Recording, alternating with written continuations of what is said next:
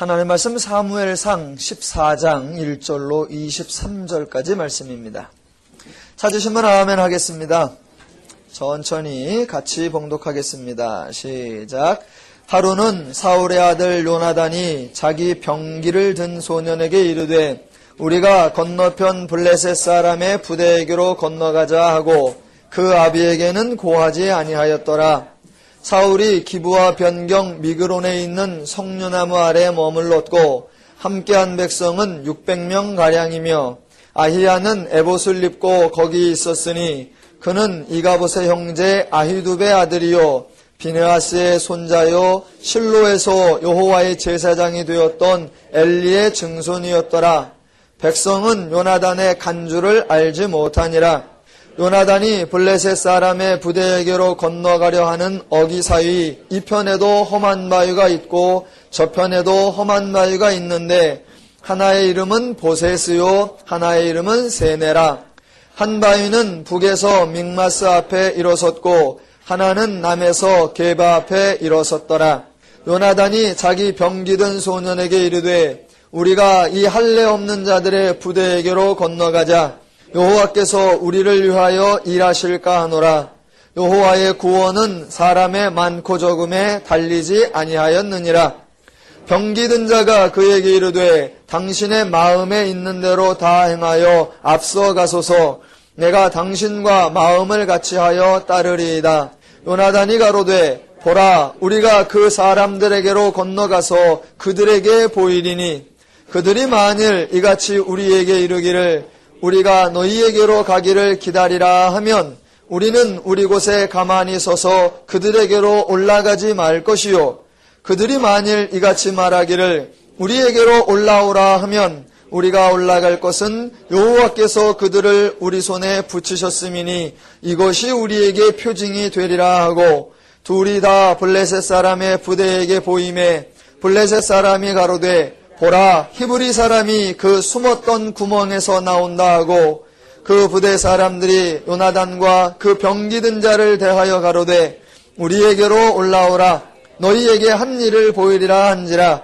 요나단이 자기 병기든 자에게 이르되 나를 따라 올라가라 여호와께서 그들을 이스라엘의 손에 붙이셨느니라 하고 요나단이 손발로 붙잡고 올라갔고 그 병기든 자도 따랐더라. 블레셋 사람들이 요나단 앞에서 엎드러짐에 병기든 자가 따라가며 죽였으니 요나단과 그 병기든 자가 반일경 지단 안에서 처음으로 도륙한 자가 20인가량이라. 들에 있는 진과 모든 백성 중에 떨림이 일어났고 부대와 노략군들도 떨었으며 땅도 진동하였으니 이는 큰 떨림이었더라. 베냐민 기브아에 있는 사울의 파수꾼이 바라본즉 허다한 블레셋 사람이 무너져 이리저리 흩어지더라. 사울이 자기와 함께한 백성에게 이르되 우리에게서 누가 나갔는지 점고하여 보라 하고 점고한즉 요나단과 그의 병기든 자가 없어졌더라. 사울이 아히야에게 이르되 하나님의 궤를 이리로 가져오라 하니 그때에 하나님의 궤가 이스라엘 자손과 함께 있음이라. 사울이 제사장에게 말할 때에 블레셋 사람의 진에 소동이 점점 더한지라. 사울이 제사장에게 이르되 내 손을 거두라 하고 사울과 그와 함께한 모든 백성이 모여 전장에 가서 본즉 블레셋 사람이 각각 칼로 그 동물을 침으로 크게 혼란하였더라. 전에 블레셋 사람과 함께하던 히브리 사람이 사방에서 블레셋 사람과 함께 와서 진에 들어왔더니 그들이 돌이켜 사울과 요나단과 함께한 이스라엘 사람과 합하였고 에브라임 산지에 숨었던 이스라엘 모든 사람도 블레셋 사람의 도망함을 듣고 싸우러 나와서 그들을 추격하였더라. 여호와께서 그날에 이스라엘을 구원하심으로 전쟁이 베다웬을 지나니라. 아멘. 오늘 본문 후반부에 24절부터 46절까지 하나의 사건입니다. 오늘 그 중에 전범원 읽고 함께 상고하겠습니다. 성경은 세상에 있는 어떤 책들과는 전혀 다른 책입니다. 왜냐하면 성경은 하나님을 강조하기 때문입니다. 성경은 위인전이나 영웅전이 아닙니다.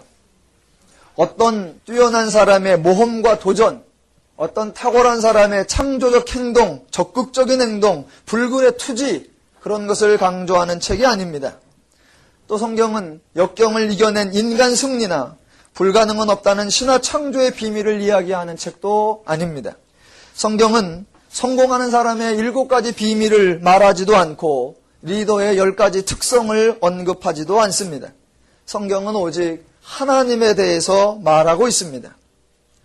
성경을 읽고 난 후에 결론이 하나님은 이런 분이시구나, 이런 하나님에 대한 이해가 나와야 합니다.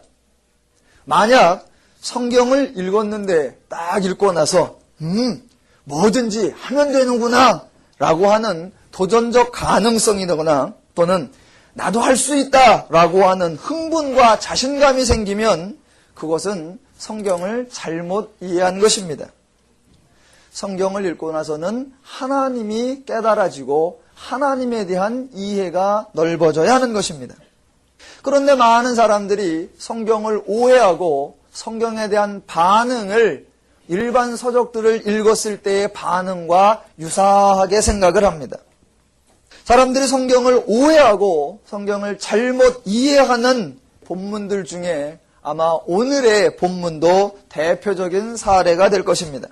전쟁이라고 하는 특별한 상황에 처해 있습니다. 그 전쟁의 문제를 해결해 나가는 두 사람의 태도 중에 신앙의 모습과 불신앙의 모습을 비교하는 예로서 자주 사용되는 본문이 오늘 본문입니다. 특별히 13장에서 사울이 하나님께 자신이 제사할 수 있는 제사장이 아님에도 불구하고 자기 주제를 넘어 제사를 드린 그 망령된 행동과 대조하여 14장에서는 요나단이 얼마나 하나님을 믿으며 하나님의 뜻대로 행동했는가라고 불신앙과 신앙의 모습을 대조할 때에 13장과 14장이 자주 나옵니다. 그래서 오늘의 14장의 요나단의 행동을 보고 믿음의 사람은 믿음을 가지고 모험하는 것이며 믿음의 사람은 결단하는 것이며 믿음의 사람은 도전하는 것이다 라고들 말하기도 합니다. 과연 그러냐라는 것을 확인해 보고 싶은 것입니다. 사람들이 하는 말은 조금만 생각하면 앞뒤가 맞지를 않습니다. 만약 요나단이 믿음의 사람이라고 칭찬을 한다고 하면 오늘 요나단이 하나님을 시험하는 장면은 나와서는 안 됩니다. 저는 어려서부터 늘 교회 안에서 배워오기를 하나님을 시험하면 안 된다라고 배워왔습니다. 하나님을 시험하면 안 된다. 그런데 내가 하나님을 시험하려고 하면 안 된다라고 말하고 요나단이 하나님을 시험하면 잘했다, 믿음의 사람이다 라고 얘기들을 합니다. 저는 그런 말을 들을 때마다 앞뒤가 안 맞다라는 생각을 자주 했습니다. 어려서 영웅전을 읽을 때마다 화가 나는 게 영웅 이순신이라는 책을 보면 이순신이 하루는 동네에서 놀고 있는데 어른들이 어떤 분쟁이 생겼습니다. 소년 이순신이 그 틈새기에 가서 무슨 일인가 듣다 보니까 사리가 판별이 딱 됐습니다. 그래서 어른들 일에 간섭을 해서 선은 이렇고 후는 이렇고 그러니까 이쪽 분이 옳으십니다 라고 간섭을 해요. 그러면 그 분명히 영웅전엔 이렇게 나와 있습니다. 어렸을 적부터 성웅 이순신은 명철하고 총명하고 정의로웠고 그렇게 칭찬이 나옵니다. 그걸 보고 제가 가마 감동 받아가지고 집안의 어르신들 일에 제가 딱 개입을 하면 이거는 간섭하는 놈이요, 건방진 놈이요, 주제 넘은 놈이 돼버립니다. 왜 똑같은 행동인데 이순신은 칭찬받고 나는 욕먹을까? 성경을 잘 이해하셔야 됩니다. 오늘 14장 6절에 보면 아주 사람들이 좋아하는 탄복할 만한 멋진 말이 나옵니다. 요나단이 이렇게 말합니다. 여호와의 구원이 사람의 많고 적음에 달려있지 아니하니라 라고 말합니다. 여러분 그 말을 믿으십니까? 요나단은 그렇게 고백했어요. 여호와의 구원은 사람의 많고 적음에 달린 것이 아니다. 믿으시면 아멘 합시다.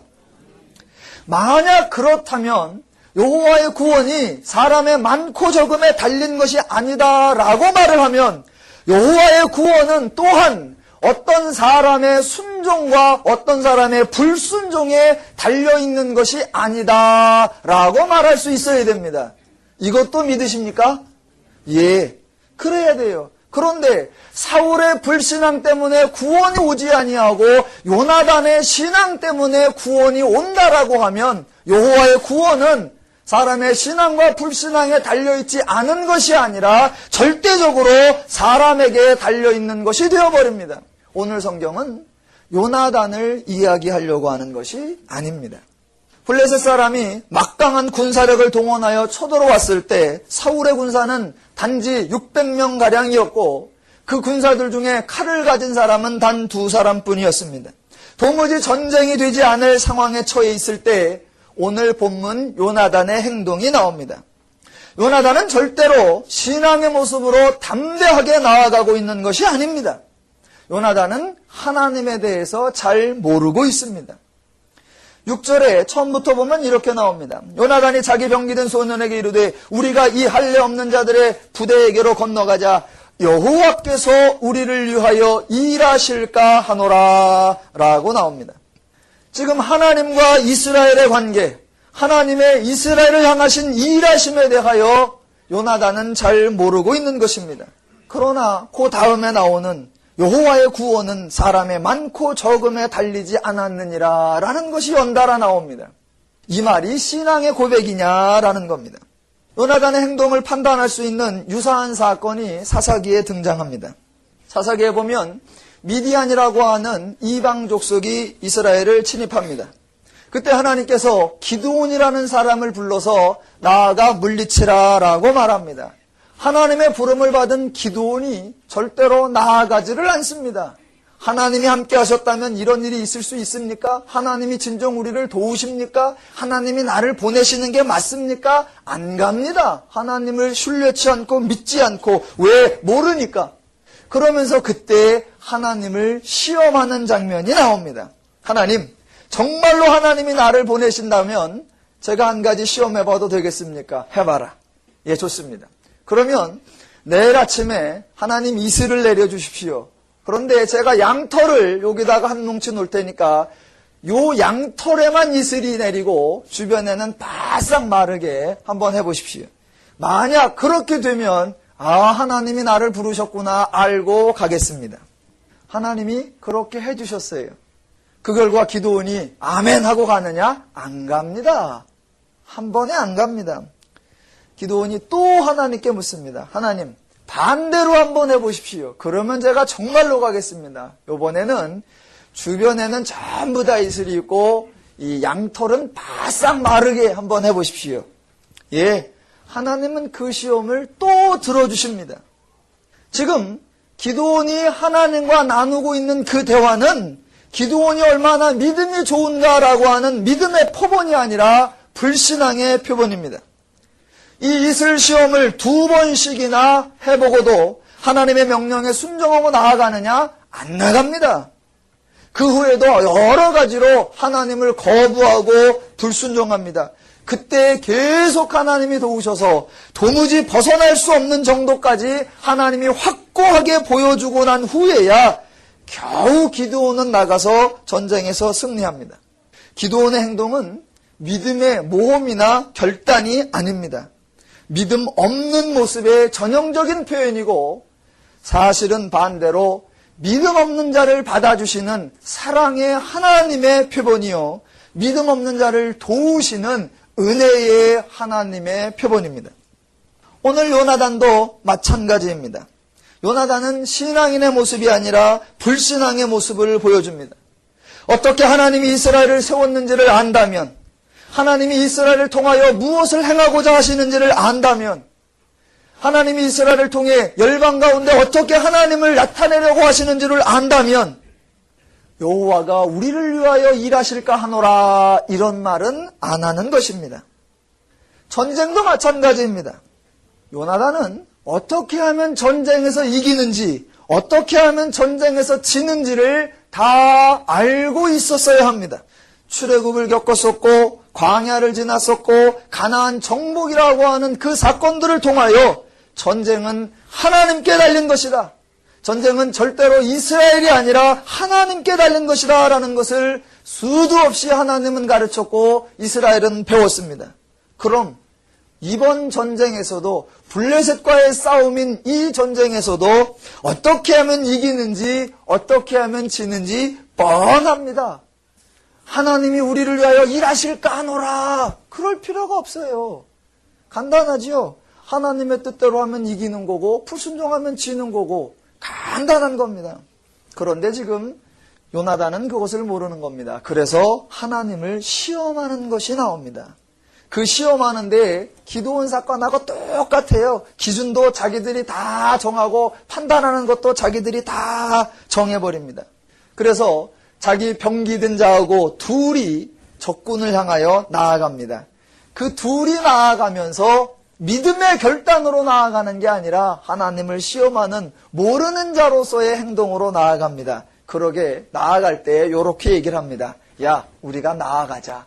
그런데 막무가내로 나가는 게 아니라 우리가 일단 우리 모습을 보여주자. 그래서 만약 적군에게서 우리가 너희에게로 나아가기를 기다리라 라고 말하면, 또는 네가 우리에게로 올라와라 라고 말하면 그 둘 중에 두 번째, 너희가 우리에게로 올라와라 라고 말하면 이거는 하나님이 우리를 돕는다고 하는 증표다. 그러면 올라가자 라고 말합니다. 이게 믿음이에요, 아니에요? 만약 이 요나단이 믿음의 모습으로 등장하려면, 저희가 이제 14장입니다만 16장, 17장 넘어가면 다윗이 등장합니다. 만약 믿음의 모습이라고 하면 다윗처럼 등장해야 됩니다. 어떻게 하냐면 다윗이 블레셋 군대와 골리앗을 상대하러 나가는데, 여러분 한번 상상을 해보십시오.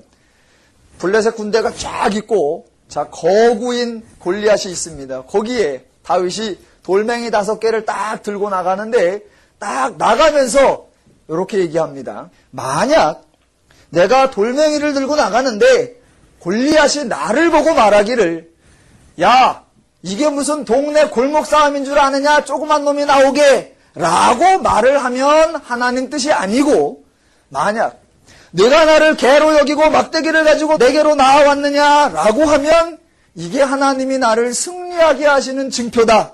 그러니까 나는 그 반응을 보고 움직이리라 라고 나가면 이게 믿음이다, 아니다? 지금 요나단이 그런 상황이란 말입니다. 그런 상황이에요. 이제 후반부 가서 보겠습니다만, 지금 여기에서는 사람이 세운 사람의 왕과 하나님이 세운 하나님의 왕의 전혀 다른 모습을 이제 우리는 보게 될 것입니다. 지금 사울과 요나단이 등장하는 이유는 둘 다 불신앙의 모습으로 등장하는 것입니다. 그래서 자기가 시험하기로 한 그 방식 그대로 전쟁에 나아갑니다. 그랬더니 적군들이 네가 우리에게로 올라오라 라고 말합니다. 이야, 이거 하나님의 징표다. 그래서 올라가서 첫 번 싸움에서 반일경 안에 있는 적군을 한 20명을 죽입니다. 그런데 성경은 요나단에 대하여 단 한마디도 칭찬하거나 요나단의 믿음을 보여주려고 하는 것이 아닙니다. 지금 성경에서 강조하는 것은 하나님을 강조하려고 하는 것입니다. 여호와의 구원은 사람의 많고 적음에 달린 것이 아니라 하나님께 달렸다라는 것을 보여주려고 하는 겁니다. 그러면 이 승리는 요나단이라고 하는 한 사람의 순종 여하에 따라서 결정되면 안 되는 것입니다. 한 사람 사울의 불신앙 때문에 이스라엘이 약해지고 한 사람 요나단의 신앙 때문에 이스라엘이 강해지는 그런 모습이 아니라 여호와의 구원은 여호와께 달려있다. 이스라엘의 삶은 하나님께 달려있다라는 걸 알려주려고 하는 것입니다. 요나단의 돌출적 행동은 결과적으로 자신의 의도대로 되었습니다. 그래서 반일경 안에 있는 적군을 20명이나 물리쳤습니다. 그리고 그 싸움을 보고 양쪽 진영이 다 요동했고 이스라엘 진영이 돌진하여서 블레셋 진영은 서로 칼로 자기를 죽이고, 또 예전에 이스라엘에 도망하여서 블레셋에서 합세했던 그 이스라엘 군들이 이제 블레셋을 물리침으로 이 상황은 이스라엘에게 아주 좋게 이스라엘의 승리로 끝이 나갑니다. 그러면 성경이 요나단이 대단하다, 요나단이 수고했다, 요나단의 믿음이다, 요나단 때문에 승리했다 라고 말하느냐? 아니요. 성경은 요나단에 대해서 단 한마디도 말하지 않습니다. 믿음이 대단하였다 그런 말 없습니다. 용기가 대단하였다 그렇게 언급하지 않습니다. 이 사건의 결론은 23절의 한마디로 나옵니다. 여호와께서 그날에 이스라엘을 구원하심으로 전쟁이 베다웬을 지내니라. 요나단 때문에 구원이 이루어진 것이 아니라 여호와가 이스라엘을 구원하신 것입니다. 혹자들은 또 이렇게 말합니다. 그래, 여호와가 구했지. 그러나 여호와가 조금 아까까지는 안 구하다가 왜 갑자기 구했는데? 왜 조금 아까는 안 도와주시다가 지금은 도와주시는데? 봐라, 요나단 같은 믿음이 있으니까 요나단을 보시고 하나님이 구원하시는 거다라고 말하기도 합니다. 그렇게 되면 하나님의 은혜라라는 것은 없는 겁니다. 그 사람의 행위에 따라서 했으니까 그것은 용기에 대한 상급이고 자기 행위의 대가일 뿐이기 때문에 하나님의 은혜라는 것은 언급될 수 없는 겁니다. 성경은 그런 얘기를 하려고 하는 게 아닙니다. 요나단 때문에 구원한 것이 아니라 하나님이 요나단을 도와서 이스라엘을 구원했다라고 말하려고 하는 것입니다. 또 혹자들은 제가 이렇게 말하면 반박을 칠 것입니다. 요나단이 믿음이 있었다. 요나단이 여호와를 알았다. 요나단이 하나님을 몰랐기 때문에 그런 행동을 한 것이 아니라 하나님을 잘 알았지만 지금 블레셋이 쳐들어온 이 상황, 이 사건에 담긴 하나님의 뜻이 무엇인지 그것을 분명하게 알고 싶어서 올라가야 할지 안 올라가야 할지 그걸 물어본 거다라고 말할 수 있습니다. 여러분, 하나님의 뜻이 그때그때 달라요? 이 상황에서 하나님의 담긴 뜻이 다르고 저 상황에서 적용하는 하나님의 뜻이 달라요? 그래서 매 사건 때마다 매 상황 때마다 어떻게 해야 되는지 하나님의 의도가 무엇인지 그것을 일일이 다 물어보고 여쭤보고 확인해야 됩니까? 제가 오늘 이 본문을 다루려고 하는 이유는 오늘날 성도님들이 신앙의 적용을 참 혼동하기 때문입니다. 믿음에 대한 오해 중에 하나, 믿음은 도전이다라는 겁니다. 믿음은 도전이다. 절대로 그렇지 않습니다. 다윗의 행동은 도전이 아닙니다. 봐라, 믿음이 있으니까 믿음을 가지고 돌멩이 하나 가지고 그 작은 소년이 장군 앞에 나아가는 거지 아니냐? 믿음은 도전이요, 믿음은 모험이요, 믿음은 결단이다. 아니요. 성경은 그렇게 말하지 않습니다. 또 믿음은 도전이라고 하는, 결단이라고 하는 그런 측면에 자주 예를 드는 게 성경 후반부에 나오는 에스더 사건입니다. 이스라엘이 민족적으로 하만이라고 하는 사람에 의하여 다 멸절될 만한 그런 위험에 있을 때 에스더가 왕에게로 나아갑니다. 당신은 왕이 부르지 않으면 나아갈 수 없었습니다. 그런데 나아갑니다. 그렇게 나아가면서 그때 고백하는 말이 죽으면 죽으리이다. 말이 멋있잖아요. 결사항전인 것 같고 막 죽기를 각오하는 죽으면 죽으리이다. 그래서 우리는 이 고백을 신앙의 결단으로 위대한 신앙의 도전 정신으로 높이 사고합니다. 성경은 그러나 그런 것을 믿음이라고 말하지 않습니다. 제가 이거 에스더의 죽으면 죽으리이다의 그 믿음과 아브라함의 이삭을 바치는 믿음과 누구 믿음이 더 셀까? 한번 생각을 해봤습니다. 누가 더 세요? 저는 세기로 따지면 에스더가 훨씬 세다, 기본적으로. 왜냐하면 아브라함은 자기가 죽으러 간다, 아들 바치러 간다. 죽으면 죽으리이다 할 때 아브라함은 하나도 본인에게는 손해나는 게 없습니다. 에스더는 죽으면 죽으리이다 해서 죽으면 자기가 죽어요. 누가 더 결단력 있고 누가 더 도전 정신이 있고 누가 더 모험심이 있고 누가 더 신앙심이 있을까? 그러나 아브라함과 에스더는 비교할 수 없는 전혀 다른 차원입니다. 아브라함은 도전도 아니고 모험도 아니고 도박도 아닙니다. 아브라함을 예를 들어 에스더식으로 죽으면 죽으리이다 그런 식으로 아브라함이 아들을 잃으면 잃으리이다 이런 얘기가 아닙니다. 또는 각각의 상황에 따라 어찌하든지 주님의 뜻이겠지요. 만약 이삭이 죽으면 주님이 이삭을 버리시는 것이요, 이삭이 살면 주님이 우리를 도우시는 것이다 라고 생각하는 것, 그런 것도 아닙니다. 이삭이 죽으면 죽으리이다가 아니에요.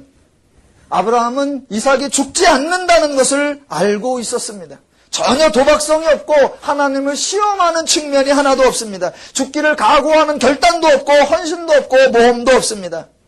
아브라함은 하나님의 뜻을 알고 있고 하나님의 계획을 알고 있었기에 이삭은 죽지 않는다라는 것을 너무나 당연히 알고 있었기에 모험과 도전과 결단을 하는 것이 아닙니다.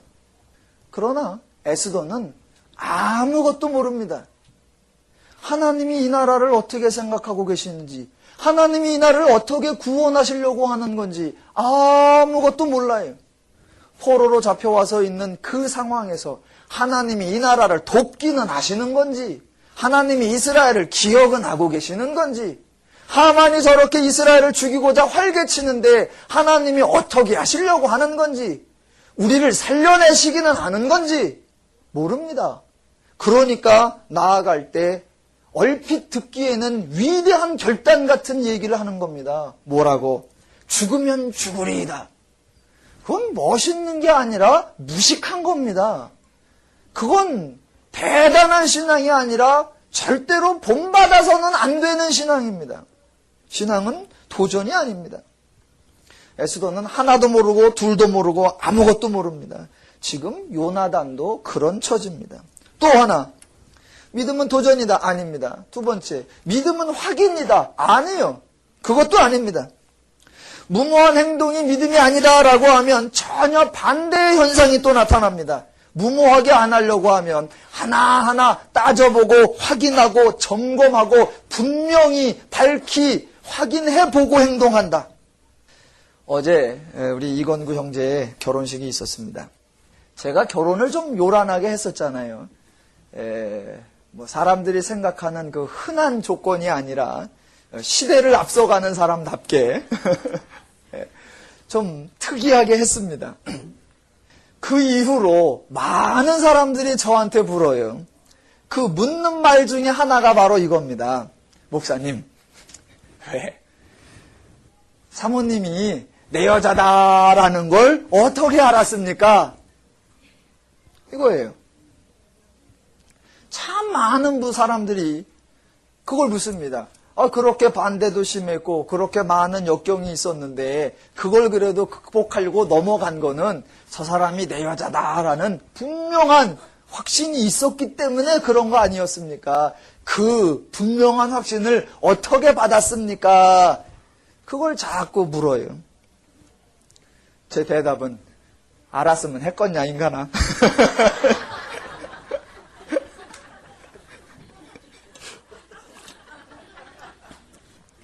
라고 말하지 않습니다. 오늘 저녁 죽었네 또.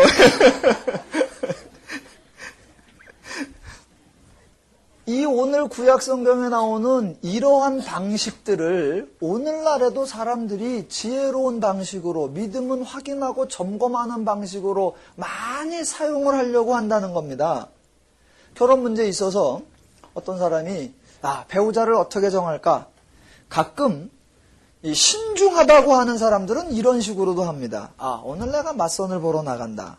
맞선을 보러 나가는데 이 사람이 내 배우자인가 아닌가를 하나님께 확인해보고 응답을 받아서 하겠다. 약속 시간이 2시다. 그러면 나는 한 20분쯤 늦게 가자. 그래서 내가 늦게 나타났는데 늦게라도 오셔서 다행이에요 라고 말을 하는지, 첫 번째 만남인데 20분이나 늦게 온다고 안 기다리고 가버렸는지, 그래서 만약 기다리는 사람이면 이건 내 사람이다 라고 하나님의 응답일로 생각하겠다. 이런 방식들. 지금 꼭 요나단이 쓰는 방식이란 말입니다. 이런 방식이 삶 가운데 많다 적다. 맨날 그렇게 하시는 거 아니에요?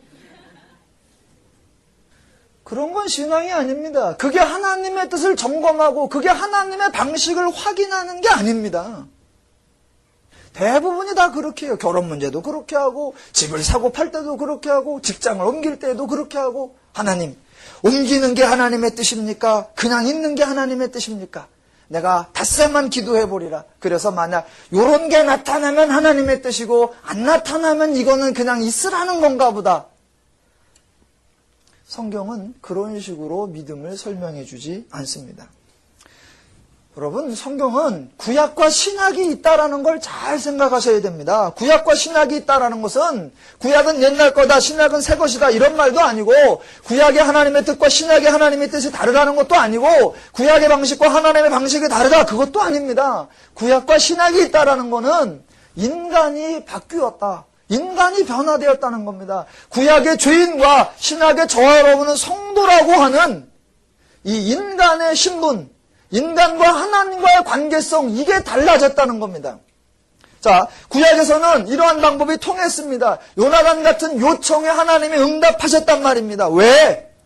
옳아서요? 아니요. 틀렸습니다. 그런데 하나님이 들어주세요. 왜냐하면 구약의 이스라엘은 하나님을 알 수 있는 방법이 없기 때문입니다.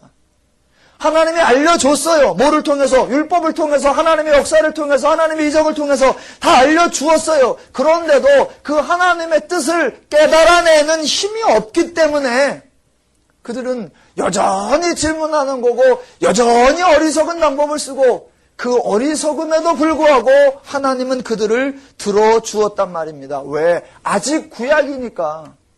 그래서 그 방식을 넘어서 하나님의 말씀을 주시고, 하나님의 가르침, 하나님의 뜻, 하나님의 원리를 다 적어서 주시고, 이것을 깨달아 알 수 있는 성령도 다 주시고, 그래서 오늘날 성도는 하나님의 가르침, 뜻, 원리, 방법을 다 가지고 있는 자요, 그것이 어떤 의미인지도 깨달을 수 있는 성령도 가지고 있는 자입니다. 저와 여러분은 성도입니다.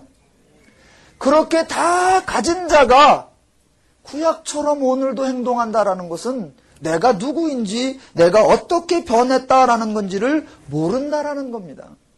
그 방법을 적용해도 되느냐 안 되느냐, 그것이 중요한 게 아니라 오늘날 내가 누구며 내가 하나님의 사람이 됐다라는 게 뭔가, 이것을 확인해야 한단 말입니다. 하나님의 뜻을 알고 싶고 하나님의 뜻을 배우고 싶으면 하나님, 둘 중에 하나를 해보십시오, 이걸 하는 게 아니라 성경을 통해 하나님을 배워야 합니다. 성경을 통해 하나님을 배우고 성경을 통해 하나님의 원리를 배우고, 그래서 오늘날 삶 속에는 직접 적용을 해야 됩니다.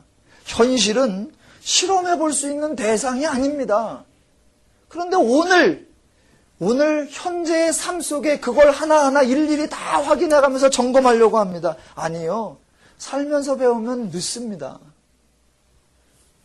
오늘날 전쟁이 일어났다고 합시다. 만약 구약에 이런 방식을 쓴다고 하면 전쟁이 일어났어요. 그러니까 사단장은 딱, 야, 전투력이 어떻게 되냐? 군사가 몇 명이고 장비가 뭐냐?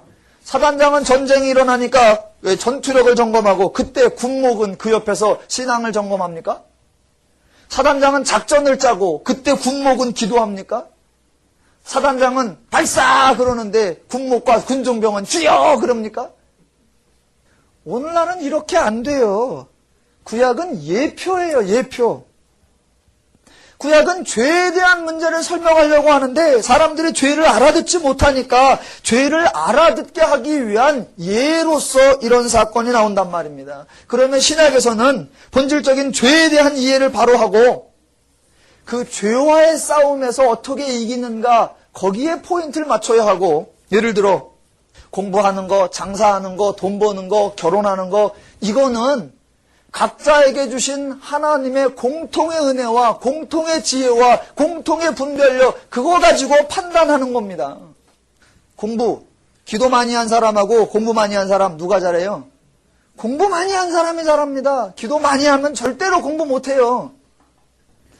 직장에서 승진하는 사람, 기도하는 사람이 승진해요? 일 잘하는 사람이 승진해요? 일 잘하는 사람이 승진합니다. 새벽 기도하고 출근하는 사람 맨날 지각한데 안 돼요. 또 그럼 이런 분들이 계세요. 똑같이 일은 잘하죠. 일 못하는 사람하고 기도하는 사람하고 비교를 하면 되나? 일은 똑같이 잘하는데 기도하는 사람과 똑같이 잘하는데 기도 안 하는 사람, 그 사람 중에서는 누가 승진한다? 네, 상사 마음에 드는 사람이 승진한다요. 그럼 또 그러죠. 그러면 신앙은 뭐에 갖다 쓰는 겁니까? 현실 문제는 각자가 알아서 사는 거고 신앙은 겨우 죄의 문제에 거기에 쓰는 겁니까? 정답은 네. 예. 그거예요. 아유, 신앙이 그렇게 그러면 사소한 거고 하찮은 거 아니요. 다 여러분의 삶을 통틀어 보세요. 죄 문제하고 비교할 수 있나? 사람들이 너무 죄를 우습게 보고 사람들이 너무 죄를 사소하게 보고 사람들이 너무 죄를 간단하게 봅니다. 하시고 싶고 갖고 싶은 거 다 가져보세요. 죄를 감당해내지 않고 그 모든 것으로 행복하고 자유롭고 기쁠 수 있나? 그 모든 걸 다 주어도 죄를 범하느냐 안 범하느냐 하고는 나는 바꾸지 아니하리라. 여기까지 나와야 인생을 바로 볼 줄 알며 바로 사는 것입니다. 죄야 까짓거 어떻게 인간이 죄를 안 짓고 살겠어? 대충 그렇게 하고 사는 건 어떻게 먹고 어떻게 살고 어떻게 위치를 가지고 어떤 죄를 가지고 그게 중요한 거지. 죄야 뭐 특별히 나쁜 놈이 있어. 우리가 그렇게 악당은 아니잖아. 그래서 적당히 그래도 아니요. 절대로 그렇지 않습니다. 도리어 반대로 가야 됩니다. 부자. 그래, 돈 가진 놈 몇 푼 있고 없는 놈 얼마나 없어. 똑똑한 놈 똑똑해봤자 얼마 똑똑하고 덜 똑똑해봤자 얼마 덜 똑똑. 그게 중요한 게 아니더라고. 하나님의 원리가 들어가야 두 다리 뻗고 자고 하나님의 원리가 안 들어가니까 이게 삶이 만나도 불편하고 사람이 안 편안하고 문제의 포인트는 죄로 가야 합니다. 그 죄를 가리키기 위하여 죄를 못 알아들으니까 구약에 그 많은 얘기들이 나왔고 오늘 이 얘기도 나온 겁니다.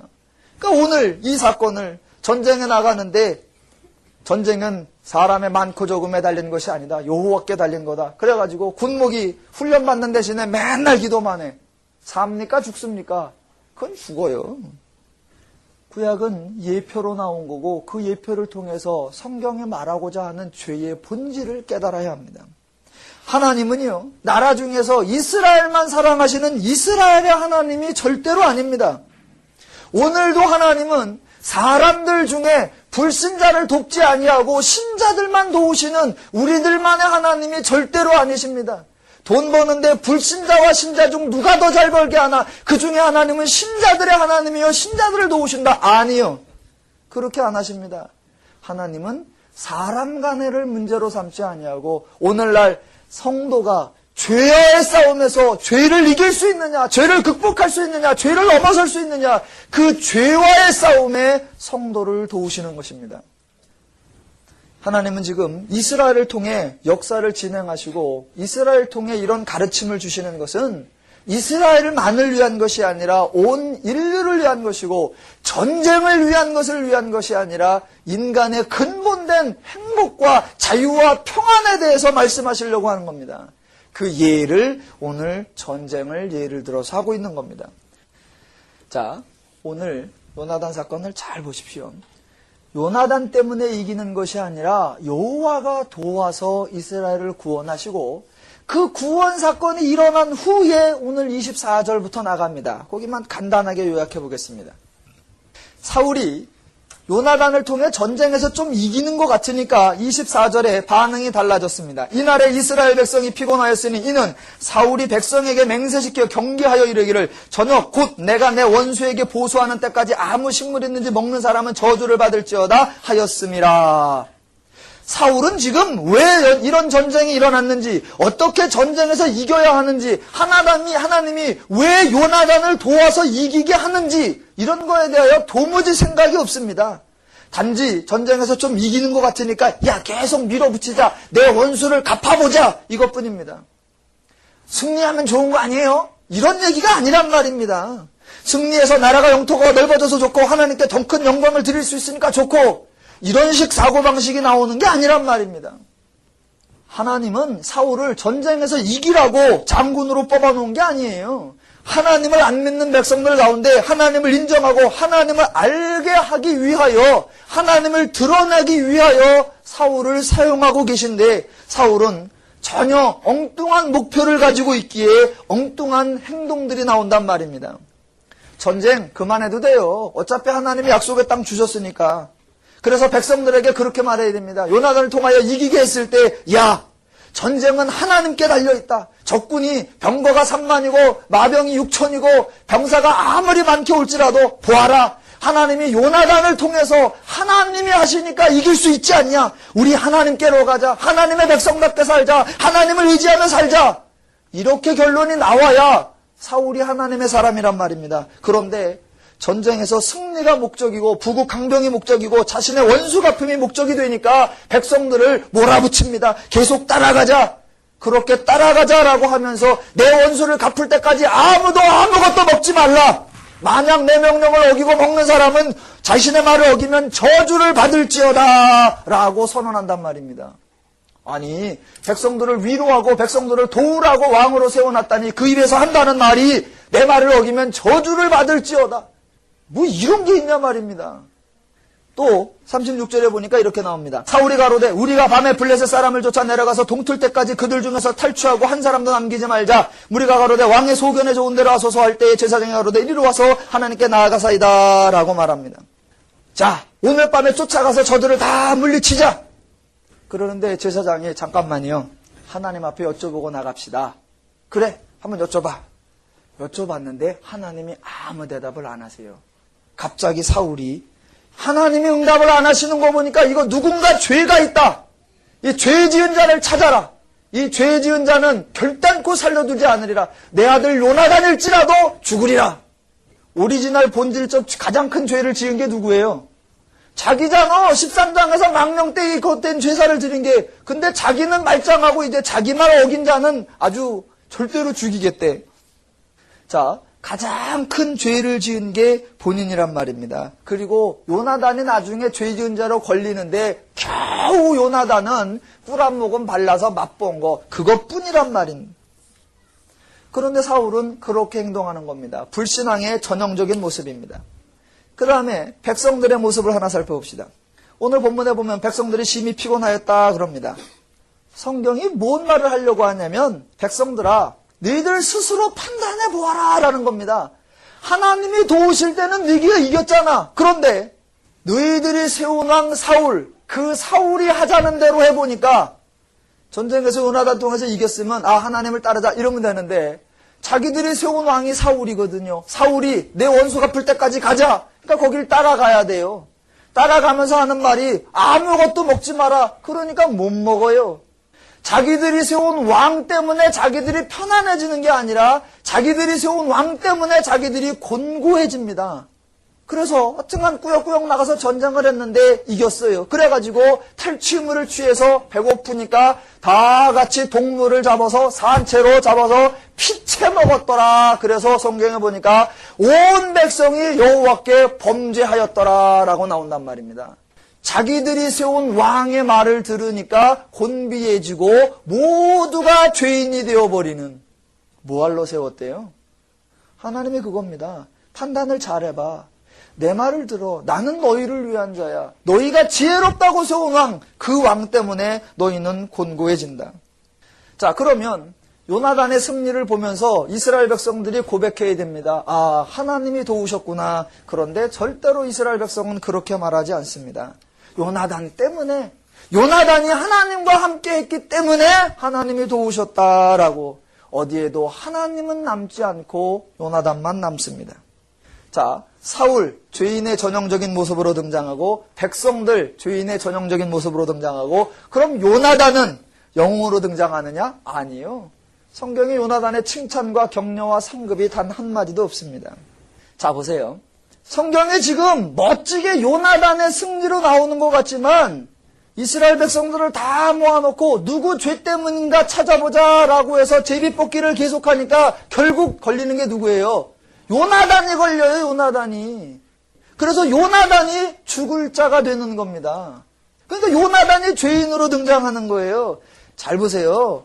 사울이 죄인의 모습으로 등장하고 백성들이 동물을 피채 먹어서 온 백성이 하나님 앞에 죄인으로 등장하고 정작 제비뽑기에서 죄인으로 하나님 앞에 너 죄인이다 라고 뽑히는 게 요나단이 뽑히고 어떤 한 사람도 난 사람이 없어요. 다 죄인이에요. 그런데 이게 바로 하나님의 기가 막힌 교육이라는 겁니다. 사울이 범죄했잖아요. 그러면 사울이 죽고 사울과 함께하는 백성들이 죽어야 된단 말입니다. 그런데 사울이 범죄했는데 사울이 전쟁에서 이긴다 진다? 이긴단 말입니다. 누구 때문에 이긴다? 하나님, 그러니까 하나님이 누굴 도와서? 요나단을 통해서. 사울이 범죄했는데 사울을 책망시키는 것이 아니라 하나님이 요나단을 들어서 사울을 살려냅니다.